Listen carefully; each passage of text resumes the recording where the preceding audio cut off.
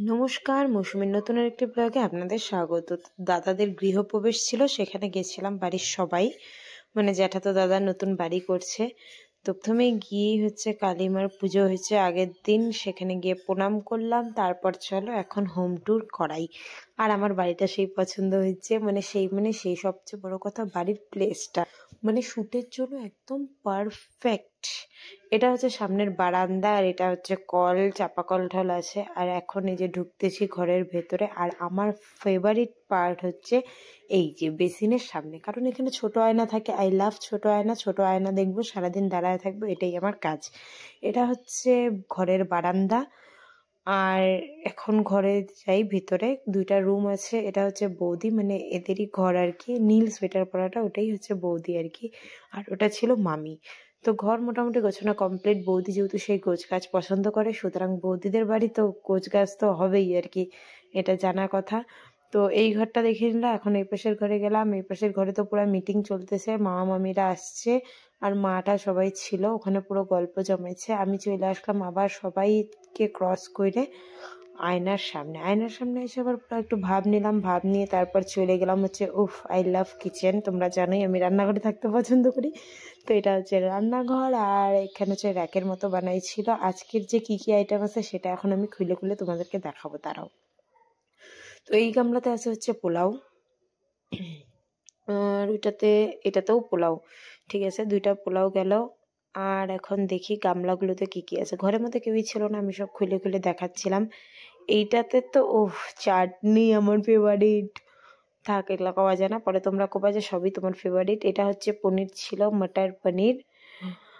আর ওইদিকে ছিল হচ্ছে ফুলকপি ছিল একটা, ব্যাস।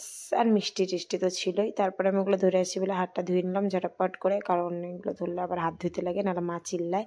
তো বৌদিকে বললাম একটু পোজ দাও তোমার বাড়ি, একটু তোমাকে দেখাইতে হবে না যে এত সুন্দর গোছ গাছ করে রাখছো। বৌদি আবার একটা হাইসা পোজ দিল। আর এইদিকে আসতে আসতে সীমাদি, এই যে তোমরা যে ভাবো যে রেজিস্ট্রি ছিল আমার বিয়ে হয়েছে বা আমার রেজিস্ট্রি হয়েছে, এটা একদমই ভুল। এই দিদি, ভাই বলছিল দিদির বিয়া, তো ওই দিদিরই বিয়ে আর কি 2025-এ। পুরা মস্তি হবে, ঢিঙ্কে ঢিঙ্কে টিকা, সেই মজা ভাবতেই সেই মজা লাগে। আর ভাইটা দেখো আইসেই খাইতে বসে বসে, মানে জিতনা ভি খায়। এই যে পূজা দিও আছে, জিজু আছে, ওরা তিনজন খাইতে বসে বসছে। ওরা যেহেতু আসছিল মাসির বাড়ির ওখান থেকে, যার জন্য ওরা একসঙ্গে যাবে। তো আমরাও খাবো একটু পরে। আবার ঘরে আসলাম, ঘরে ফটো ফ্রেমগুলো দেখাইনি, আর মেন জিনিসই দেখাইনি, সেটা হচ্ছে বাথরুম। তো আমি বললাম না, বাথরুমটা দেখাই, আমিও দেখিনি গা। তো এইটা ছিল হচ্ছে বাথরুম, সামনে এতটা স্পেস, মানে এই বাথরুমটা দেখে আমাদের বাথরুমটার কথা মনে পড়ে গেছে, কারণ আমাদের বাথরুমটাও সামনে এত বড় স্পেস। আর এদিকে তো যা থাকার, হাগার মতো, যাই হোক, এগুলো ছিল। তো তারপর এখন আমরা খাইতে বসছি। প্রথমে দিয়ে দিল হচ্ছে পোলাও, আমি আর মা একসঙ্গে খাইতে বসছিলাম। আর সামনে ছিল হচ্ছে জিতুয়া। তো জিৎ আমাদের সাথে বসছে, কারণ ওর সাথে আমরা বাড়ি গেছি। তো তারপরে দিল ফুলকপি আলুর তরকারি, আর তারপরে দিল হচ্ছে চিপস।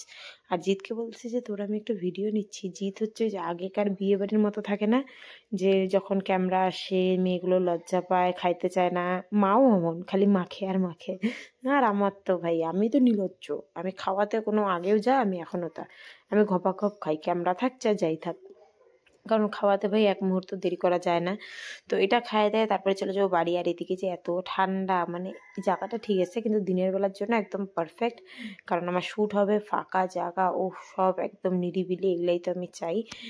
তো এখন খাওয়া দাওয়াটা করে নিলাম, খাওয়া দাওয়াটা কমপ্লিট। চলো এখন বাড়ি যাই। তো চলো টাটা, আবার নতুন ব্লগে অনেক কথা হবে। আর হ্যাঁ, বাড়িঘরগুলো কেমন হচ্ছে একটু বলে দিও, বৌদিও যেহেতু কমেন্টগুলো দেখবে। তো চলো টাটা।